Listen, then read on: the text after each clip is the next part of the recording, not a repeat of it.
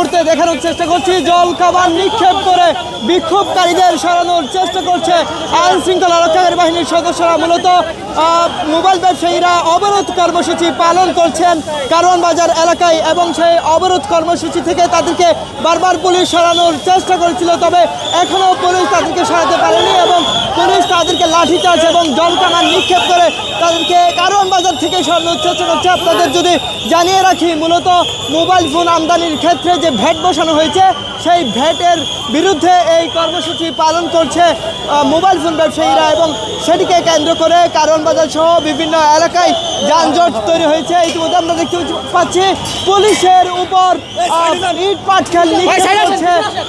ইট পাটকেল নিক্ষেপ করছে আন্দোলনকারীরা। পুলিশের উপর ইতিমধ্যে ইট পাটকেল নিক্ষেপ করছে আন্দোলনকারীরা এবং পুলিশও জল কামান এবং লাঠিচার্জ করে আন্দোলনকারীদের বারবার সরানোর চেষ্টা করেছিল।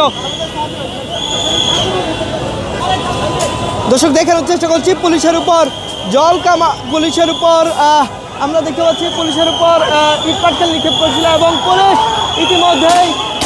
পুলিশ ইতিমধ্যেই দেখতে পাচ্ছি তারা সরানোর জন্য পুলিশ কিন্তু তৎপর হয়েছে। আমরা দেখানোর চেষ্টা করছি পুলিশ তাদের যে অস্ত্র রয়েছে অস্ত্র ব্যবহার করেই কিন্তু আন্দোলনকারীদের সরানোর চেষ্টা করছে।